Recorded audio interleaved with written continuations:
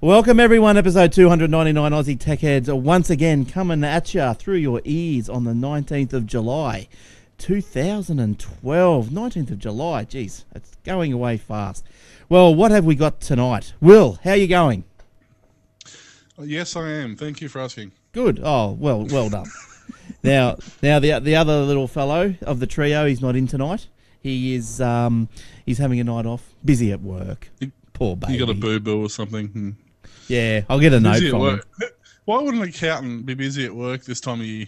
Oh, I don't know. That's what he's saying anyway. So it's just me and Will tonight. So welcome. Now you can watch the live recording of the video at live.thesecrethub.com if you want. Thursday nights at around about 7:30, and so tune on in. And what else have we got going? We got the lounge. The lounge is always there, chiping up and giving us some good advice and so forth as we run through the stories. The show notes, by the way, are always up on the webpage before the show starts at aussietechheads.com.au, and the video can be seen recorded video is at video.aussietechheads.com.au. The paper.aussietechheads.com.au, and another big thank you to all the overseas listeners, because I know you guys went a bit crazy this week. I don't know what we spoke about last week, but it must have tweaked someone's interest. And and that's what else. Then Brad and Tech Webcast, Howdy Doody, they rebroadcast on the Aussie Tech Head channel from 7 o'clock every Thursday night. So tune in for the rebroadcast of them. They're up to 197 this week, Brad. So you're nearly cracking the 200. Well done. All right, Will, what have you been up to? In the Telstra shop, you've been telling me. Yeah. Went back to Telstra. Got an old Samsung that's been problems ever since we got them. This is about the fourth time it's been back. It's a hardware issue. It just keeps shutting down. And got to Telstra, and they decided that they couldn't figure out if I was still on contract or off contract, or if I was under warranty or not, or. An hour and a half later, you should have just got an iPhone 4. The problem is, if I'm still under warranty, it's $300 payout because I'm only just over my 12 months. So I was going to upgrade my handset. Your handset? Right. Cooks your bacon in the morning. Nice. Green eggs and hamsets. But so that was painful. But yeah. Good. Well, so you're getting it repaired.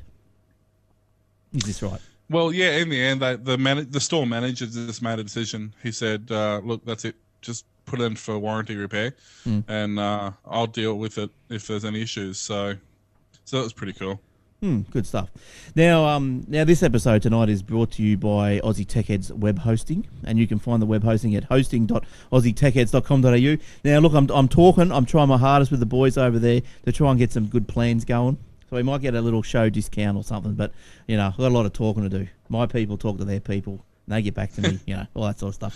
So look, the plans are great anyway. They're as cheap as you'll find anywhere. So go and have a look. And it's Australian hosting.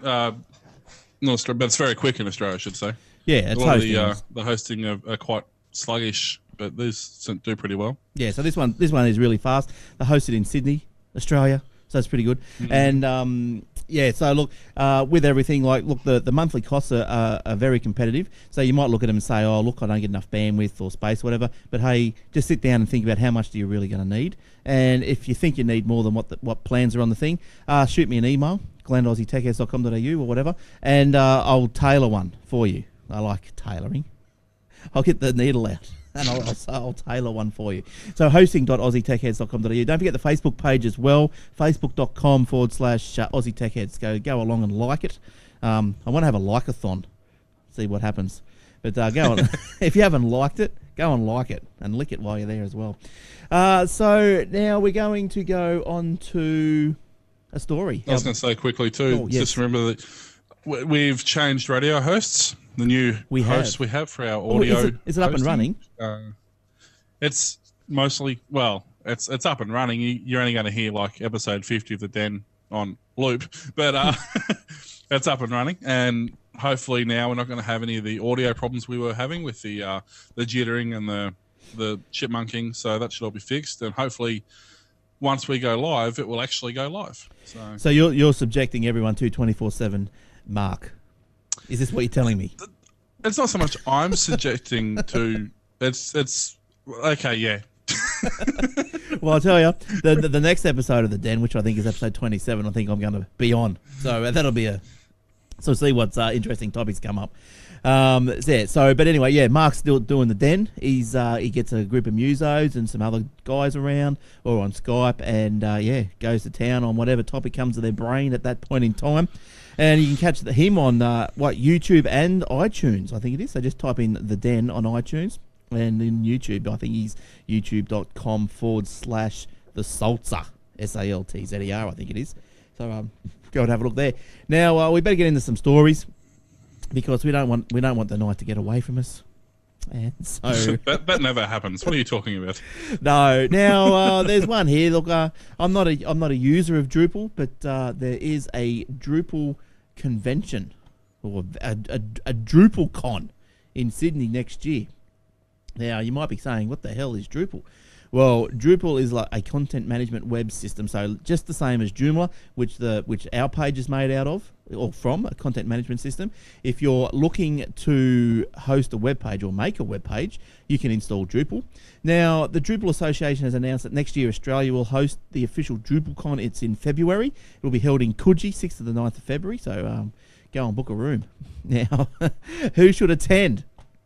Well, anyone who wants to learn about open source Drupal, web developers, themers, site architects, blah, blah, blah, web professionals, anyone working for an organisation that's adopted Drupal. And that's government, and a lot of organisations are adopting it. Look, I still think Joomla is the best, but I haven't actually put my fingers into Drupal, so look, I probably can't give you a fair comparison.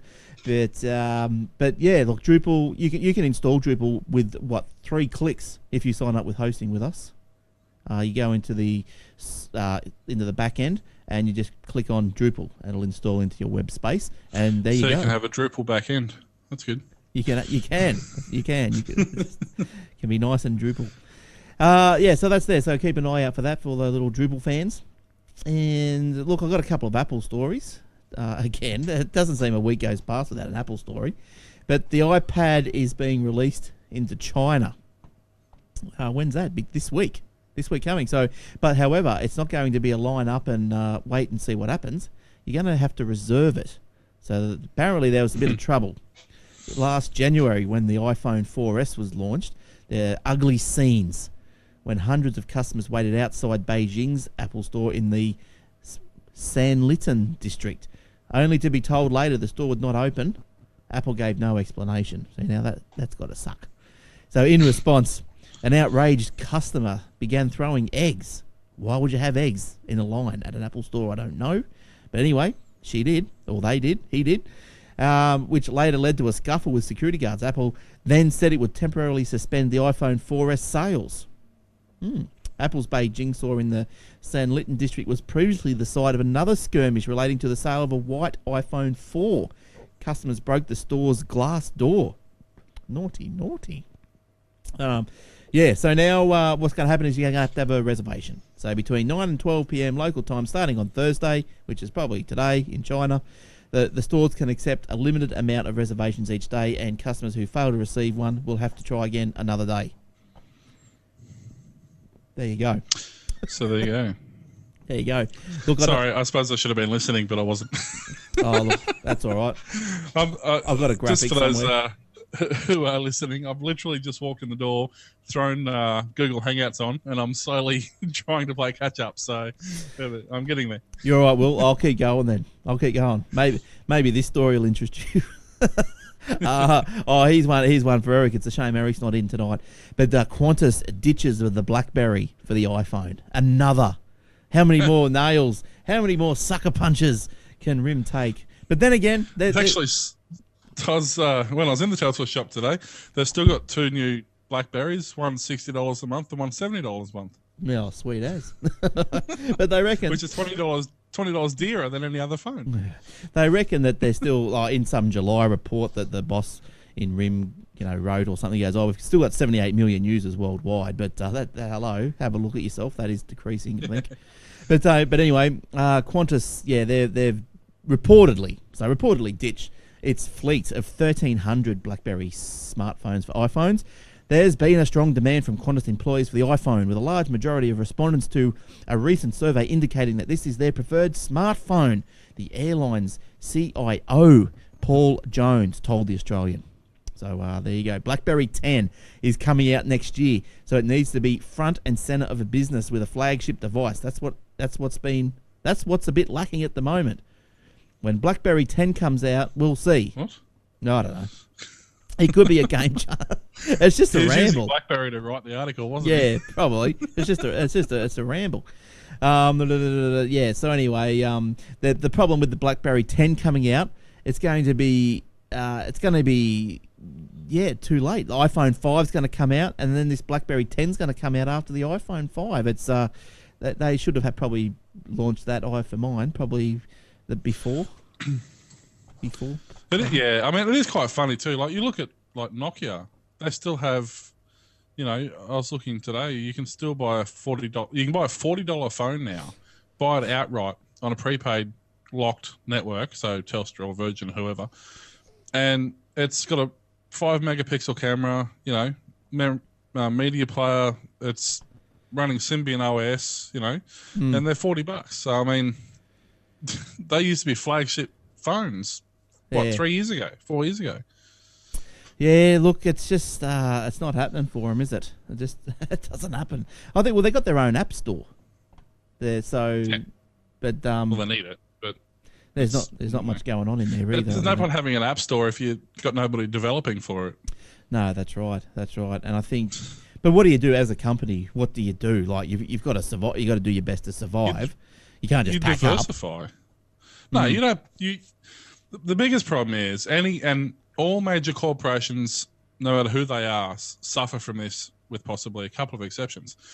As the industry and the people who know, basically, as they demand different things, you need to give it to them. The problem is major corporations don't turn on a dime. They take years to reassess the situation. The problem is the situation they reassess is 5 years old. So, that's basically what's happened to a lot of the companies. They just weren't quick enough to react, and now they're playing catch up, which you can't afford to do these days. No, so but I know, because when the iPhone came out, it just changed the landscape completely straight away. iPod, GPS, everything in the one device. That was good. But anyway. Yeah, well, that's it.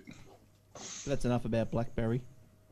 And speaking of mobile phones, sorry, I'm just trying to adjust my levels because apparently I keep you're right. turning that up. was me. I turned you up. Oh, okay. I just turned you down. Is it better now? We're going to run out of, how in Australia, for our overseas listeners, if you want to ring Australia, you ring 614 for our mobiles, but our mobile numbers start with 04. Apparently, we're going to run out of 04 numbers. Oh, no. Yeah.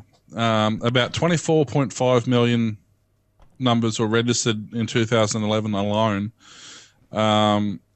So, obviously, there's only so many combinations you can have with an 8-digit combination.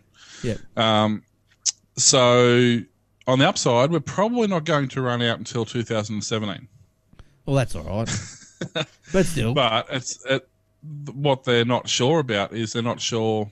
They're in the ACMA or whatever it is, the Australian Consumer, whatever they are, media mobile thingy. Basically, the issue they're having now is what they're going to replace 04 with, because 02 is Sydney, 07's Brisbane, or 02's New South Wales, 07's Queensland, 08's South Australia or something. So all the states already have an assignment. So right. So it's the Australian Communication and Media Authority they're That's it. yeah. So as Will says, the 05s. That'll be strange, won't it? When you start seeing an 05 number, you're going 0542 or something. You're going wow. So this geographic sectors is what they're doing as well. They're going to remove these geographic sectors. So no, remember in the old days, you could look up in the paper for something for sale, or you could say what's your phone number, and you'd say okay, it's 5573. Oh, well, you must be from, say, Burleigh Heads, or you'd go, oh no, right. mine's 5599. Oh, you must be from Labrador. Well, that's apparently just all going out the window. So I don't know. Why do they make it hard? Oh, okay, that'll be interesting. So it's not like totally just going to be hell for leather across Australia, but these numbers. So an example, prior to the change, the ACMA may have allocated numbers with the prefix 0299 in Sydney's north sector. These numbers could then be issued to customers in this area. Following the change, these same numbers can now be allocated across a broader geographic area, anywhere in the Sydney Standard Zone Unit, SZU, the Sydney Standard Zone Unit. And that would be that'd be the same zone that classifies as a local call, wouldn't it? Well, I'd imagine so, yeah. And numbers could be issued to customers in the same geographic area, the SZU. So, so I think, before you could say, okay, if you're in Sydney, you'd go 029953, oh, yeah, that's over at bloody North Sydney somewhere. But now, it could after this all happens, who knows? Your guess is as good as mine. I remember when they added the extra digits, because I remember in Lismore, which is northern New South Wales, used to be, now it's 026622 something. It used to be just 0222. So they used to have short phone numbers, and then all of a sudden they put these 66s in it. Now, it's been in since for probably 20 nearly 25 years. But wasn't it in Lismore, though? Wasn't it? It was 066, wasn't it? And then it went to No, the 66 is new. Oh, right. They added the 66. It used to be just 223.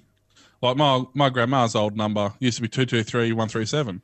Yeah. And now it's 66, or before she died. It's probably not now. You could ring 66223137 and you see what you get. No. But yeah, they added the 66, and they probably did it about 25 years ago. The funny thing is, you drive around Lismore and you see all the old buildings, and they still don't have the 66 on them. There's fully functioning businesses that still don't have the 66, and this is 25 years later. Now, so PA in the chat room is just asking if you got your PayPal here, and that's led me into a story, because I got mine through the week. We had this discussion last week, didn't we? I think mine came through the week, and look, I'll show it to you on my iPad. It's a little device, sits on the top in the little thing there, and you swipe your card through it. Now, so far so good, I suppose. Now the that just plugs into the headphone jack, doesn't it? Just headphone jack. That's right. Yep. Just to hold it. Yes. Now the experiences that I've had, I suppose, now getting this. Now PA, he's a listener in the chat room tonight in the lounge. He had similar issues, and I suppose everyone will. It's the way to do it. I think when he used it, when he is subscribed to it a month or so ago, there was a lot of paperwork that he had to send off, like a snail mail, copies of ID and all this sort of stuff. But when I did it, all the ID was uploaded, so I scanned it and uploaded it. You can still fax it if you wanted to, but I just wanted to scan it and upload. Look, I think I did that. I got my my welcome message, Friday. I scanned and uploaded. They rang me. They freeze your account as well while you're going through this verification process. So your account, that's handy. Yeah, your account's frozen. And so then had the call and asked me all these questions. How much am I going to put through it and all this sort of stuff? Which I said, well, how do I know? I haven't got it yet. So we'll see how we run. We'll see how we roll. So anyway, so obviously I was accepted. The thing turns up Monday morning, so pretty good turnaround. And account was unsuspended and ready to rock and roll. But another issue, I suppose, is that they actually now freeze the funds for 21 days. So oh, really? Yeah. So you can't get your funds out for 21 days. That's as far as I can see. I'm not sure if there's any limits to all this sort of stuff. I can't tell you offhand, but I think what you put through it in your PayPal account has to stay there for 21 days, just in case there's issues. I guess. I imagine. I can't see why they'd have to be made to operate under different rules than the banks and the FPOS and the all their credit card sort of rules. But anyway, that's the way that they're doing it. So, I know PA's just clarified only the funds via PayPal here are frozen for 21 days. So just the ones you want. Probably. That's right. But look, I put it in there and I've done a test swipe and all this sort of stuff. And look, I'll tell you something for nothing. It's the PayPal here accesses your information from PayPal, I would say, 30 times faster than what it does over the web, off a web page. So I'm not sure what's going on with that. But because, when you jump into PayPal, you'd sit there all night waiting for the thing to load up. And slight exaggeration, but, it seems what is a while. But it's horrible. The PayPal gateways are so nasty. Yeah, but with this thing, like, I can, hang on, I'll just turn mine on. I'll go there. Now let me go to, I'll see how long it takes to boot up and give me a balance. So I've open the app now, and it's loading. And while you're loading, I've got to put my password in. While you're waiting for that actual card reader, is it Bluetooth or? No, it's a plug-in. Is that what and then so it actually uses the. I've got my balance already. Headphone socket. Yeah, it uses the headphone socket. Oh, okay. In there. I just thought it was using that for power. I didn't realise it was actually communicating through that. Oh, I guess it is. Oh, I haven't gone into that far. I just thought it was communicating through that. I don't know. PA. I just thought would have thought it would be Bluetooth or something. Oh, I don't know. I thought it was just all through that. Let me have a look. Let me pull this thing out. Hang on. Oh yeah, look, it's got 3 little plugs on it. So it's well. It must actually be using like the old style, like what's it called? iPod digital headphone audio, things. sort of analog audio. Yeah. Yes, and PA's further clarified is it is using the volume, and you must have your volume up. So there you go. It must be an old modem screech into it. Yeah. Wow. Okay. That's secure. That's good to know. Yeah, it'd be right. And but anyway, look, it seems to work. So now when you're out and about, you can take a credit card off someone. Diners, credit card, and I think the fee is 2.7% plus 30 cents for each sale. So no, that's right. Just add it to your bill and call it a carbon tax. Yeah, that's right. That's right. So look, that's it's going to work. So that's good, and we'll test it out. And I've gone black and white. No, that should be good. No, I've come back. You've gone black and white. That's interference. Chroma keying the wrong thing. No, it's because when I put my hand close to the camera, I blocked a bit of light out. Did I? Never to be seen again. Yeah. Oh, I don't know. I can't do it now. But anyway. Oh well. Yeah. So anyway, PayPal is here. Yes. That'll be good. I'm waiting for mine. I've actually sent them an email and said, "What's going on? Where's mine?" And they said the application number that they gave me to provide for help doesn't exist. So that's good. So I've got to do mine again. You love it. Now, Australia, going back onto some broadband. There's one here. While we were doing PayPal here, I've got another little FPOS story. Here we go. I've got a internet one, which I guess is related. Just quickly, Australia's gets the low band broadband ranking, according to the International Broadband Report. Basically says that Australia is 21st of 34 nations for fixed broadband. Basically, we have 24.6 of Australians are connected to a fixed broadband. Yeah, okay, right.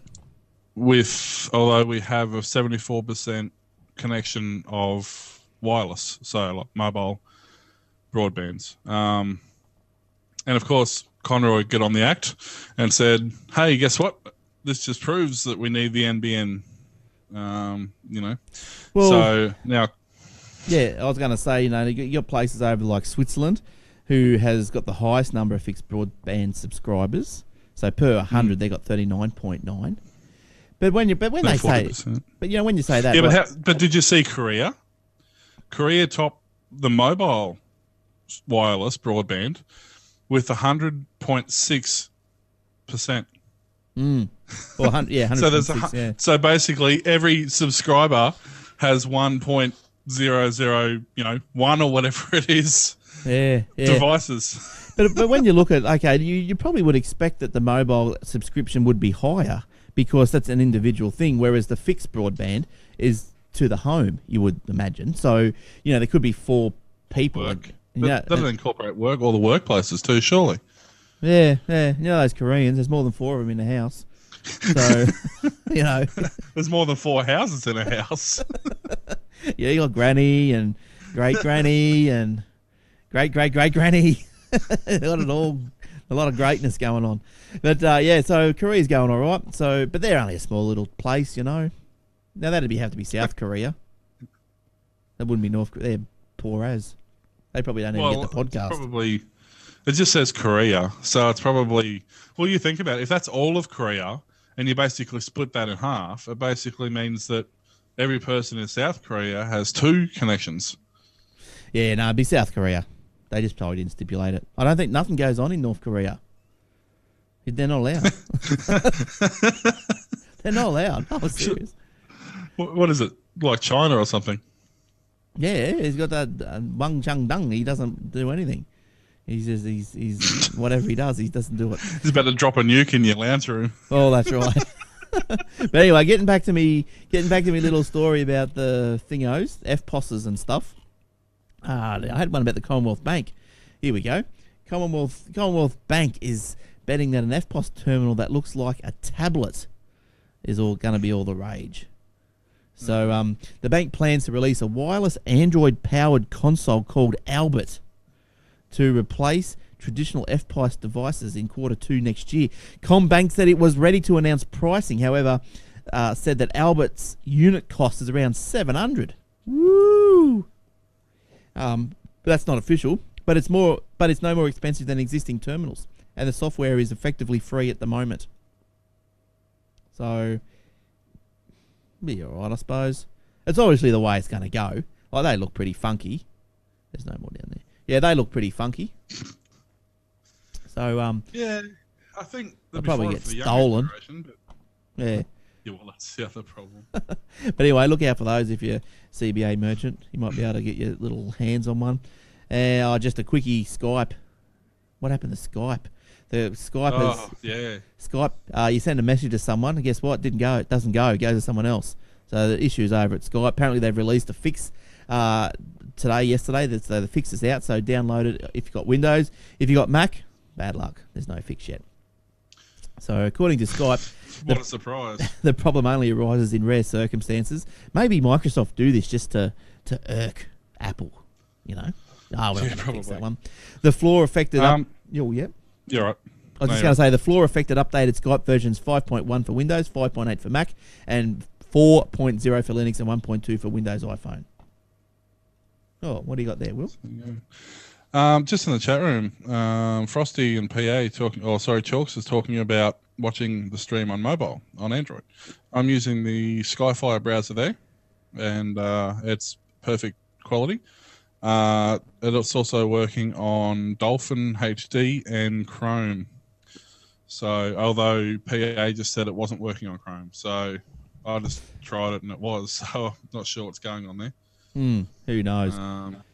But what browser are you using on your Android? Well, I just tried.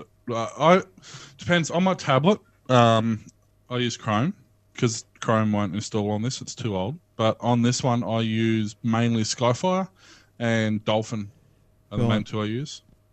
Oh, okay, nice work. So that's a big head there, Will. So yeah, I think it's something to do with Flash implementation. Right. It's really strange. It works.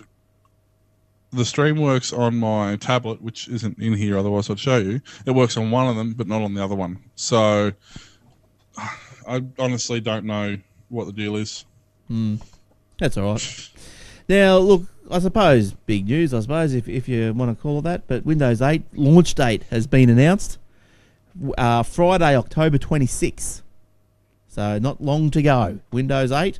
I've got it on my laptop. don't use it too much. But look, so far so good, you know. But so October 26th is also significant to users now running XP Vista or Windows 7, as it marks the debut of the $39.99 upgrade to Windows 8, which is a dramatic discount from other Windows upgrades. All users who upgrade will receive Windows 8 Pro, which is the more advanced of the two retail versions.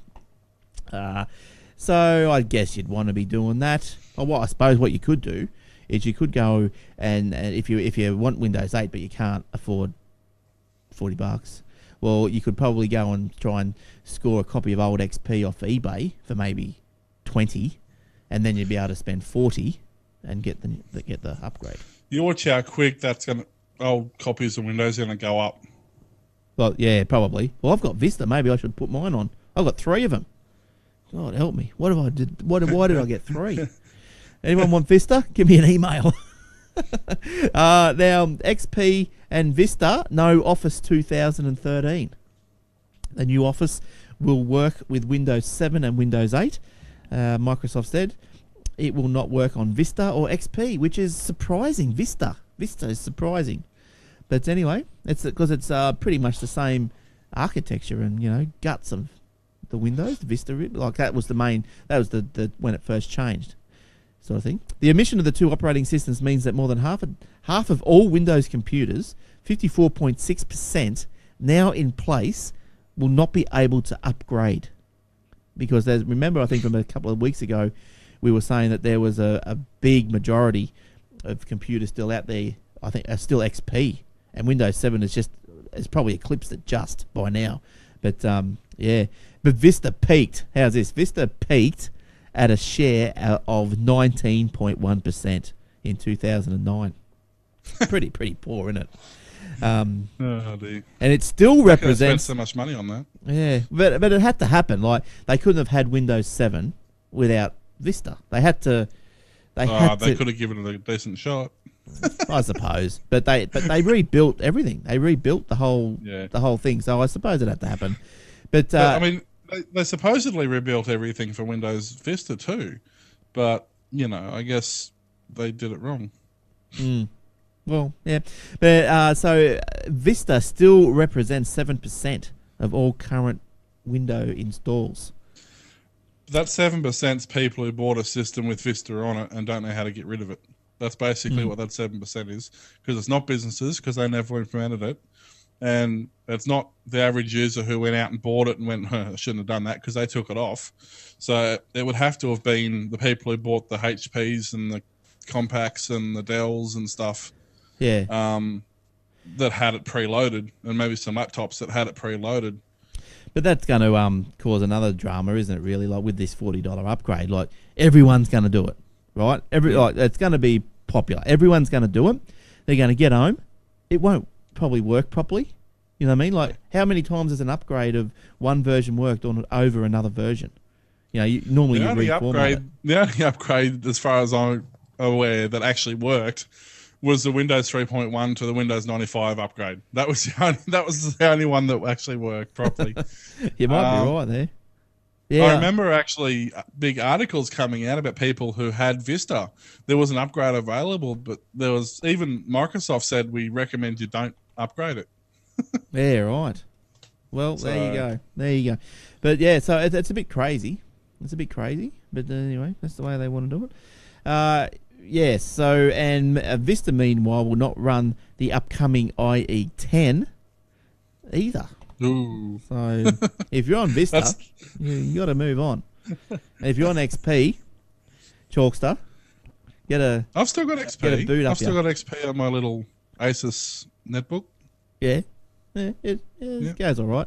I think this house is XP free. We're in an XP free zone. Although I've got a copy of it in the bookshelf. But we're in an XP free zone. Yes, entirely. Yeah. No, I think which doesn't matter to me either way. It was all right. Actually, my media center's still XP as well. Oh yeah, no, mine. I got oh geez, hope they're not changing that again. Oh, they'll change all that. They'll change all the formats. They'll change everything. Great, can't wait. You know what they're like. That's why, and I recommend this to people who have a little bit of time and don't mind educating themselves. I really recommend people run XBMC or something like that on the Linux platform if they're really serious about doing a media center. I mean, it does much more than that. It's a full home automations thing, but because using open standards and it's not proprietary. It's all freely available. So if they do upgrade it or they do change it, it's still going to work. Now, yeah, that's right. Okay. Now, speaking of media centers, now there's something that I did the other day, which I was surprised. I'm not sure if we covered this or not, but our old mate Boxy. Well, they don't do a Windows edition anymore. Nope. No. That's why we stopped talking about it. Yeah, I went to update it. I thought, I might update Boxy. Been a while because it's still on the media center. It still works, but because I got the remote for the iPad, so I could use the media center, and there was an issue with it, and it wasn't working properly. I thought, I'll just update the Boxy then. Couldn't find it, could I? That's because it's not there anymore, is it? So I don't know why'd they do that. Will that Boxy was great? I loved it. I think just the same reason that a lot of iOS only runs on Macs. I think it was a hardware thing. The amount of different varieties of hardware they had to support was causing a lot of issues because it would work on one computer, not on another one. So Boxy still is available on a lot of obviously the Boxy box is still available, and there's actually a couple of other set-top media centers that are available with it on it. But yeah, I think that's what they're focusing on now because they had compatibility issues and it was taking more effort on their behalf to solve those issues and wasn't allowing them to move forward. So okay, well, I suppose they got to do what they got to do, but I don't know. I quite liked it. I'm going to have to look for something else now to watch me YouTube. You reckon? XBMC's, I mean, probably not the best, but certainly the most versatile, the most configurable, and one of them, Can I watch YouTube on it? Yeah, you can do absolutely everything on it. It's fully configurable. You can even get X10 units, and you can use it to turn your lights on and off, and you can fully automate your house if you want to. Yeah, right. That's how advanced it is. Yeah, right. Okay. Well, all your remotes will work with it. Your Windows remotes and whatever, they'll all work with it. Oh, okay. Well, I've got to do something because I need my YouTube. But I don't know. It's still working anyway. So going to youtube.com. Yeah, on the telly. Do you know what this is? So, it's Happy Birthday Intel. 18th of July, 1968. Was founded in Santa Clara, California. Today, the company is the largest semiconductor chip maker in the world, with over 80,000 employees across the globe, and a 2011 net revenue of $54 billion. Crazy, eh? 54 billion. But anyway. But do they actually? I thought they outsourced. I mean, I know they. Well, I guess they probably own the companies they outsource to, make the chips and stuff. Anyway, good on them. Like, I know. Does it show you the first Intel PC? Oh, I doubt it. No, there's not that many pictures here. You know what? They have watches. Intel moved into jewelry. They made watches in 1972. 1972. Okay. Watches. How's that? Could you overclock them? Wow. Oh, no, they were digital. Just something too. I noticed I was flicking through my Facebook earlier tonight, and Lasoo has relaunched the Furbies. The what? Remember the Furbies? No. Am I missing something? They little furry creatures that used to, God. say random things. Right, okay. Yeah, so they've released the Furbies now, so they're re-releasing them just in case you didn't get enough of them 15 years ago when they first come out. Have you got one, Will? Come on now.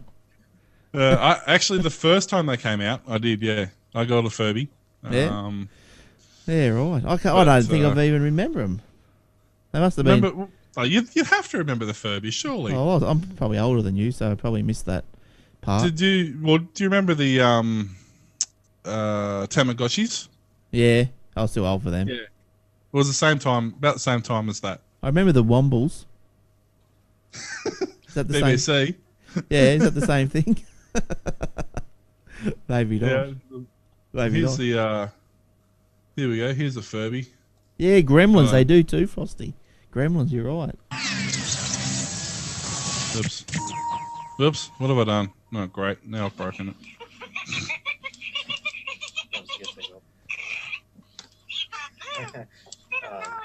Obviously, a little bit of the attitude and everything too. Helps to get pet. Wow. Oh, jeez. Anyway, good on you. Furbies. Oh, dear. Furby. I think the dog will attack one of those if I had that here. All right, now, here's something you probably won't see every day.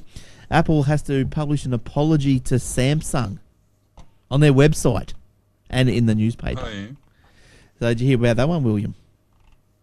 Under the order from the UK High Court Judge Colin Burrs, who has said that the Samsung Galaxy tablet didn't look anything like the Apple iPad because the the Galaxy wasn't as cool.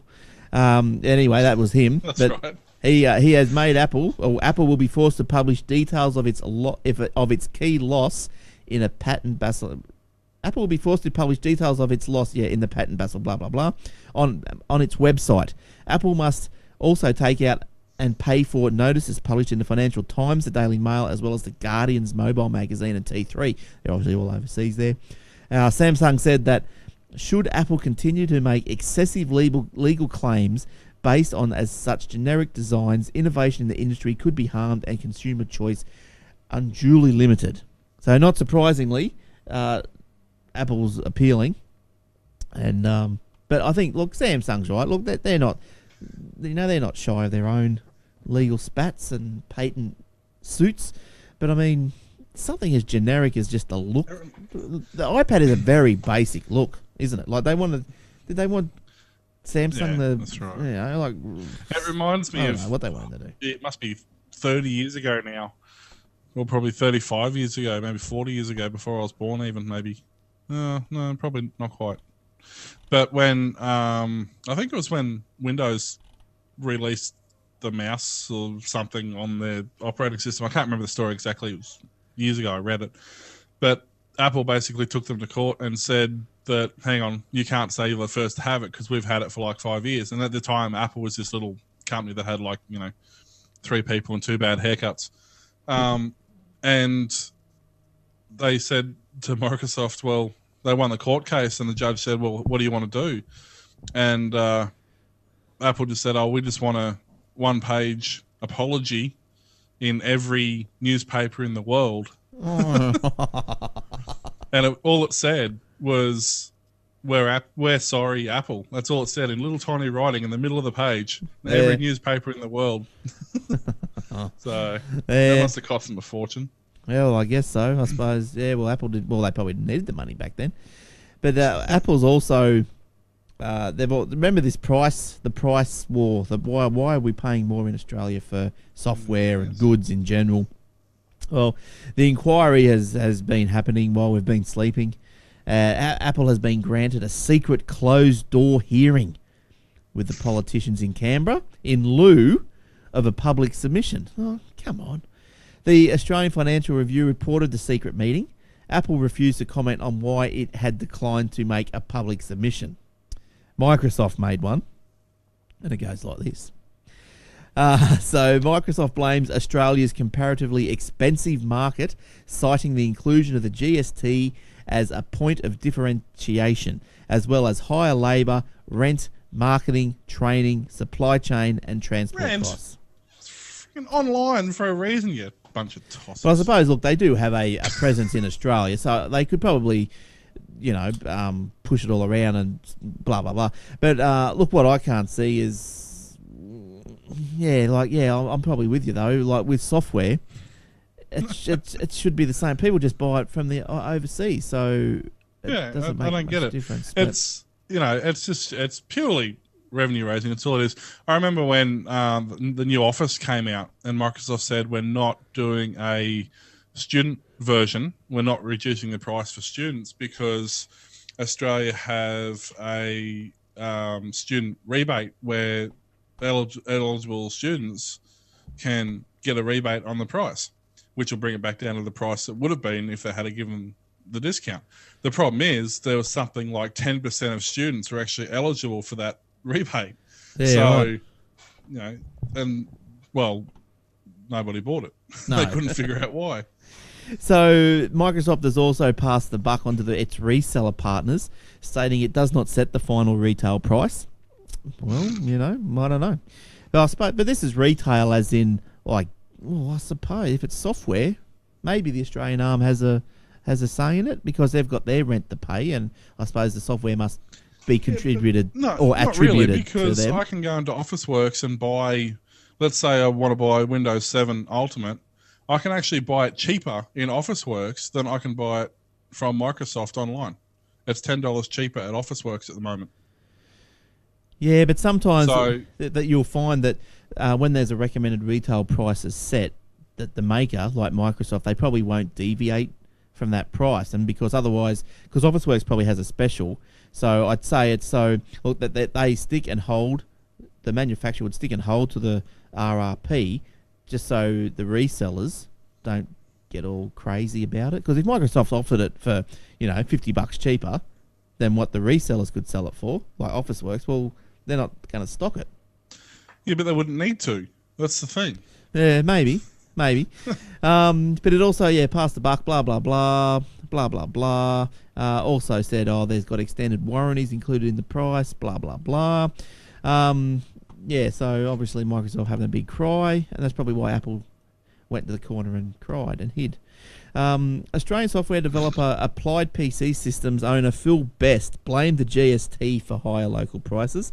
He said he said a customer's Australian address automatically made his company's software 10% more expensive. Australian customers do not pay GST when they download and purchase software from overseas. However, they purchase our software, either they or we have to pay the GST. So that in that situation, that probably sucks a bit. Because so if we buy software from overseas, we're not paying the GST, but if someone was to buy software and they were overseas buying it from these guys, well, then they would have to pay a GST. So I think that must be right. But they're still got to pay. Well, he's selling it, so he still if he sells it, he's got to pay the GST. But he went on to say that he might as well just set up a server in Bali and trade out of Bali with the software. And I'm thinking, well, hello, why not? Why haven't you been doing this? Like, well, if your software is going to be 10% more competitive by doing it, like, you'd be a bit of a numbskull, wouldn't you? Really? See, retailers annoy me, and they carry whinge, bitch, and complain that they've got to pay more in taxes, they've got to pay rent, they've got to pay. That's not my problem. No. Don't. If you can't figure out a way to be more efficient and more effective, and the only thing that you have to offer me is I walk in the store and you need to have good customer service to keep me there. If you don't have that, I'm not going to stay there, and I'm going to go and buy it online for less. And they've got to realise that they've got to stop blaming online stores for their demise. I'm pretty sure myself, I'm a tight ass and I'll do it. If I can go into a store and pay, I might pay, a few percent more, but that's fine. I expect to do that. I'm walking physically into a store. I'm playing with the product. I'm talking to the sales representative about the product. I'm happy to pay a little bit more for it. But, when you don't offer customer service, you don't have the product there half the time that you're using anyway, and you're 300% dearer than I can buy it for it online. That's right. I'm not going to buy it there. Yeah, it's just not coming down to like 10%. It's coming down to a lot more. The Jerry Harvey's been banning around GST free for stuff under $1,000. I don't think that's going to be workable. It's just how it is. So just either put up with it. But if you've got software and you're selling it, it would make sense just to put it on a server in Bali or somewhere, wouldn't it?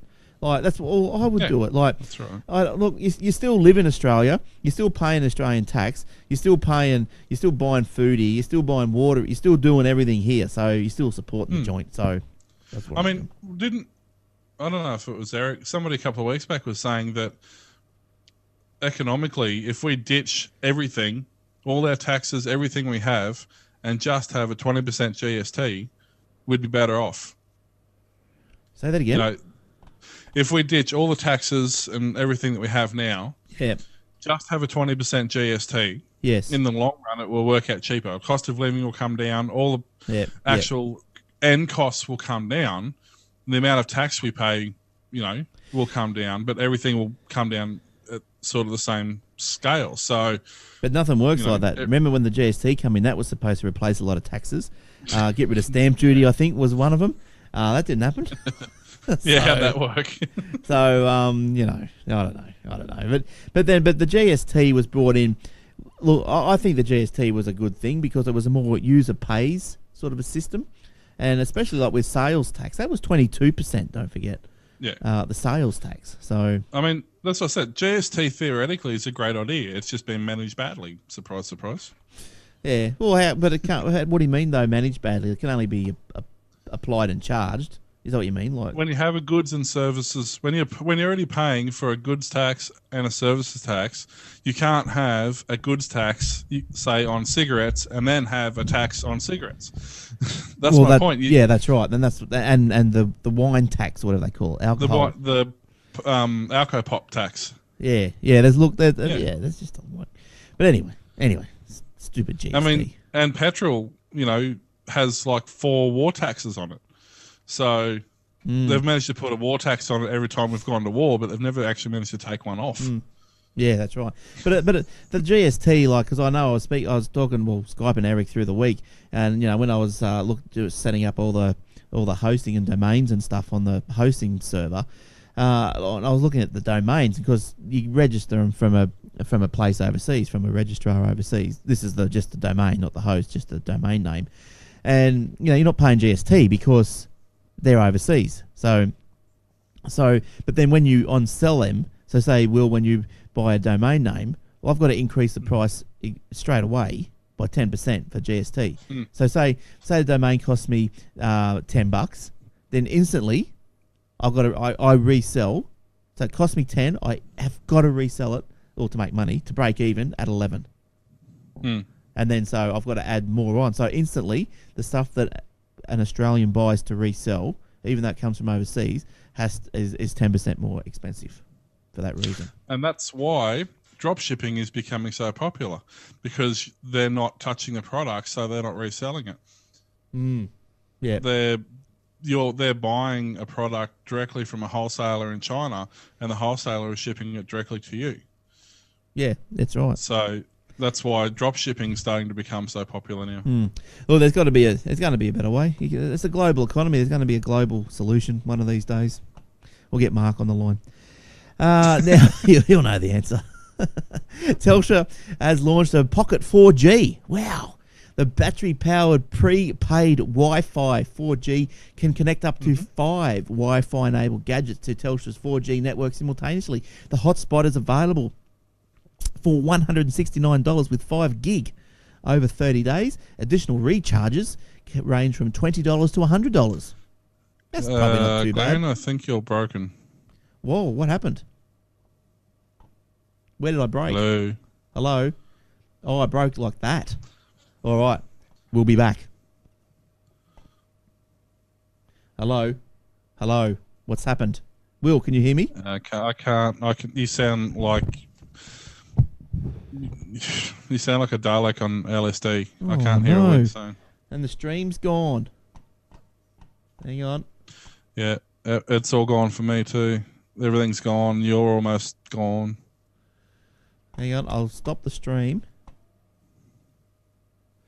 And we'll start the stream again. Just stop it for a few seconds. Give us a check to clear. But how's my audio going? Nah, not usable. Well, let me reload this Google page. I think I can do this. I don't think I'll lose you. I've done it before. I think you will, but I'll come back.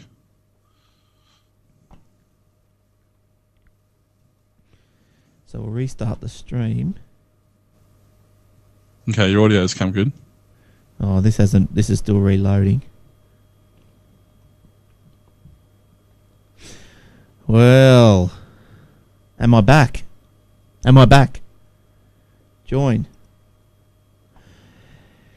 Baby, come back. I did. I exploded. I spontaneously combusted, but thankfully... Wow, there's two of you. Oh, I've spontaneously combusted, but I have returned in human put together form. All right. There you go. You just left the chat. How's the audio now, Will? Beautiful. Beautiful. All right. Oh, let's get back into it. How long we got to go? We haven't got too long to go. Where's me mouse? 3 minutes. Oh, well, yeah. Well, about another 10 minutes. 10 minutes. I've got another couple. Just let me get another track here going. Do I have to tell it it's a stereo track? Geez, that's useless. One of these days I might find out how to do that. Very choppy. Wing? That's not good. Do I have to tell it it's a stereo? You must be out of bandwidth tonight. Why? The stream's choppy as. Well, They just started doing it in the last 20 minutes. No, well, let me have a look. Let me just check my Big Pond bandwidth allowance. I'm at the start of a month, so, geez, I bloody hope not. Unless something crazy's been going on. Oh, Telstra's finally released I don't know if you can see that. Telstra's finally released a usage meter for your mobile usage on your devices. Oh, really? Yeah. Is it iOS as well? I don't know. I know it's on Android. No, I'm not uploading. No way. No. No, I'm going all right. I'm not uploading. But, look, we'll do a quick speed test, see what's going on. Hey? Let's see what's going on here. Bum, bum, bum, bum. Change the hamster. You mean we're supposed to get a hamster? Oh, it died. Where are we going to go? Using like naked mole rat or something, aren't we? Brisbane, hosted by Telstra. You reckon that'd be the fastest? Ching. That's all right. 9. And I'm uploading. Nothing wrong here. What's your upload? Yeah, it'll probably be about 2. Whoa, my download's working tonight. I tested before I went on, and it was like 10 meg. Now it's 89. Here we go. Yeah, seems all right. 2. Yeah, that's all right. Just checking mine, just in case. Shouldn't be mine, shouldn't make any difference, but I just want to check. Normally, sometimes when the video goes a bit chops, the CPU usage is up, but that seems all right. See, that's all right. My computer's still wigging out. It just randomly stops responding. There's no CPU usage, no hard drive activity, no nothing for like 10 minutes, 15 minutes, and then it comes good again. Well, that's no good. We've only got 10 minutes to go, so let's keep going. All right. That's what I did last week. Yeah, yuck. All right, let me see. Where are we? I've got to get another story. And Well, I got a couple of stories. okay, cool. So we're doing the 4G. So I think we finished with that, weren't we? I don't know. I couldn't hear you after you started that. I was going to say I played with one of those tonight. Oh, okay. Yeah, well, we'll go back. We'll go back. Just start that story again, and then we can... Oh, just leave it in there. I don't edit. I don't like editing. All right. This key's going in the sleep mode too, the stupid thing. All right. And we'll go from there. And... yeah, so I just have to recap just before that slight interruption there. So if you've heard it all before, well, deja vu. But Telstra launches Pocket 4G, the battery-powered prepaid Wi-Fi 4G, can connect up to 5 Wi-Fi-enabled gadgets to the 4G network, Telstra's, simultaneously. The hotspot is available for $169 with 5 gig over 30 days, and you can reboot it from $20 to $100. Will, you played with one today. Yeah, I did while I was sitting at the Optus shop the Telstra store for some ridiculous length of time. Yeah, I had one there. I was having a bit of a play with that, and All good. it was not decent range. The biggest problem with a lot of the pocket Wi-Fi's is there's no range. But I could pick it up probably. Now, bear in mind, this is in a phone shop with 4 million phones, and it was in the back of the store, and I could probably pick it up at the entrance to the shop opposite. So it was Not good, bad. Yeah. 15 meters or something in that sort of environment. So that's pretty good. Yeah, that's not too bad. That's pretty good. Yeah, look, I think that's something like that. So $169 with 5 gig. Yeah, I don't know what the smaller plans are or what the recharge plans are. But look, that's not too bad. If you haven't got a 4G phone, like you can just bung that in. It's expensive compared. It's twice the price of 3G because I think it's more than that because 3G. Oh, hang on, that was the initial purchase, wasn't it? Yeah. Yeah, but then there's the recharge. Is not sure, but I mean, if you're after speed and you've got a little 3G phone, well, this could be the answer for probably maybe not too much more cashola. So that's a good idea. I can see its uses. That'd be good. I can see its uses. Now especially as I said for multiple devices, it's very handy. Which is the thing. You know, on a normal 3G dongle, you're only going to get you start putting any more than 2 devices on it, and it's unusable. It's so slow. But with the 4G, we did a speed test. I think there was 5 of us on it, and we all had amazing results on speed tests. So. Yeah, well, that's good. I'll tell you what we haven't done. We haven't done Garth tonight. Do you want to hear Garth, or do you want to push him out till next week? We might push him out because it's right at the end of the show. Yeah, we'll kick him out. Next week, Garth. Sorry about that. Now, did you have any more stories? I got about two left. Yeah, just a couple of quick ones. Nurses apparently now are complaining that they're seen as stupid sex objects. According to YouTube, or according to nurses, YouTube is showing them as stupid sex objects. Basically, it carries on saying how the nurses have been urged to go on the offensive against YouTube, complain to YouTube, and send takedown notices and things like that. Yeah. Now, some of them are from some of the shows, clips that were taken down. A couple were from cartoons. A couple were from Frasier. There's a couple of commercials, things like that. Now, great, but did they not hear of like Carry On Nurse and Benny Hill? And I'm sure that was shown as stupid sex objects far before YouTube had anything to do with it. Yeah, well, yeah, that's crazy. That's crazy. But I know there's Benny Hill. There's always nurse jokes, and there's always been nurse jokes. I don't know but speaking of YouTube, they've got a face blurring tool. They've launched a face blurring tool now. So it said the function would be of use to activists wishing to share footage of protests involving participants who wanted to remain anonymous. It hinted other features would follow, describing the move as the first step towards providing visual anonymity. But it added that its code could not be guaranteed to work in all instances and other safeguards may be needed.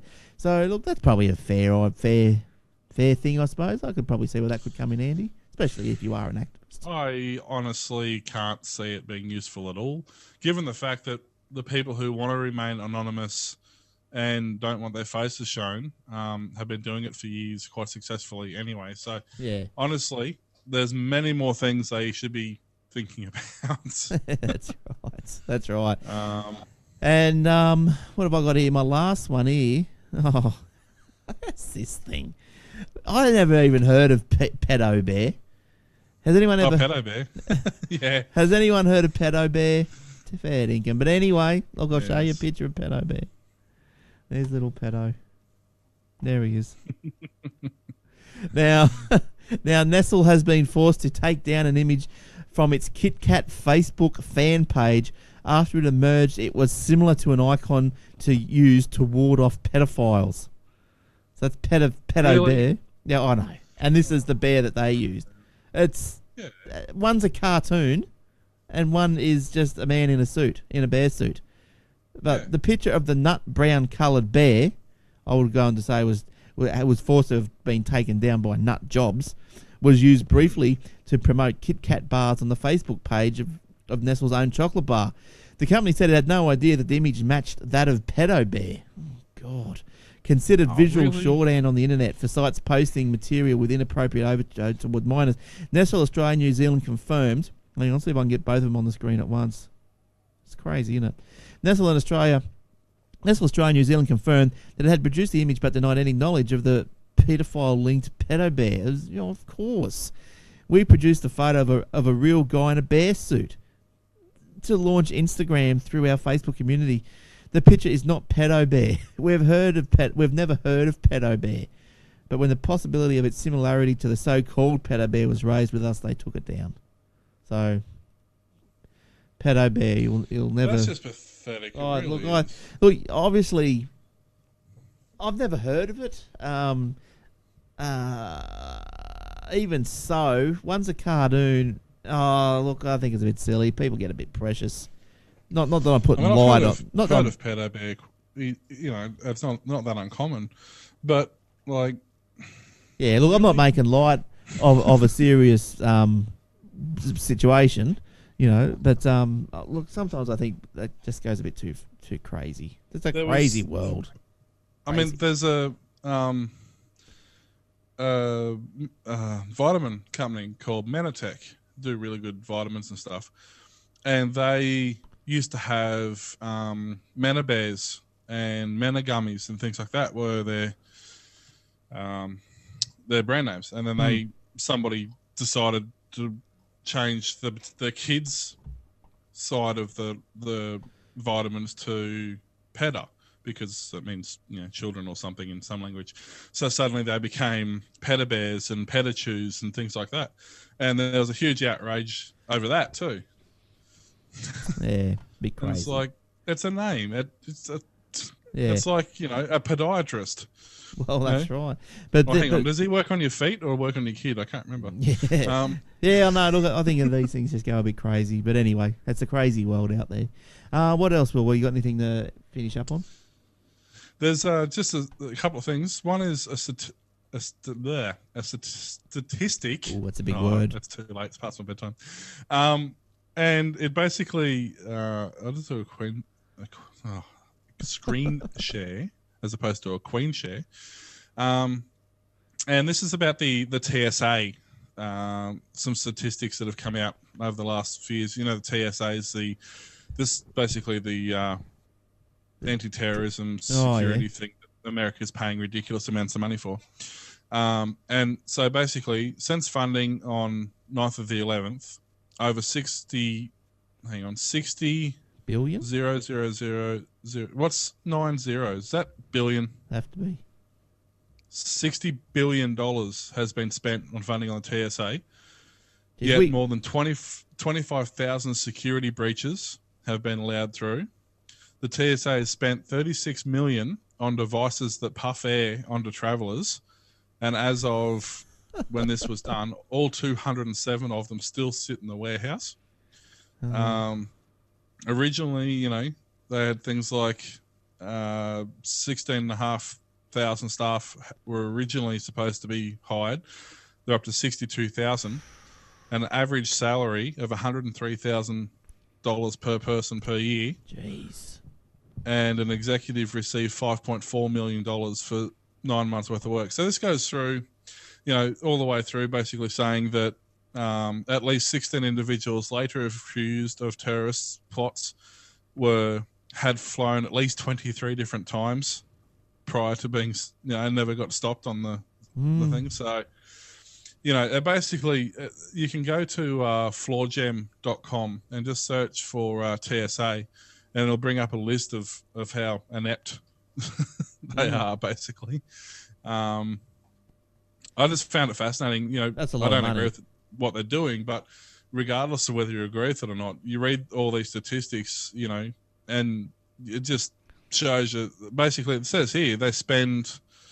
It's got a comparison here. They spend $7.6 billion for the TSA and $3.2 billion on green energy per year. So, they spend nearly 2.5 times more looking out for terrorists. Yeah. Oh. So Yeah, I don't know. I suppose it has to be done. But I thought they got them all. They got Bin Laden. They got Saddam. Aren't we done? Are we still going? Sudan insane and however that worked. Was he in Sudan? Yeah. Hey? Was he in Sudan? Sudan in I Sudan. don't know, but it was insane. He was.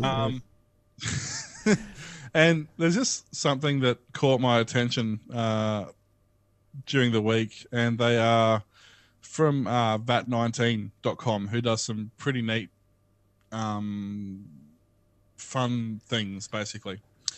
And they've pretty much got the world record now on the world's largest gummy worm.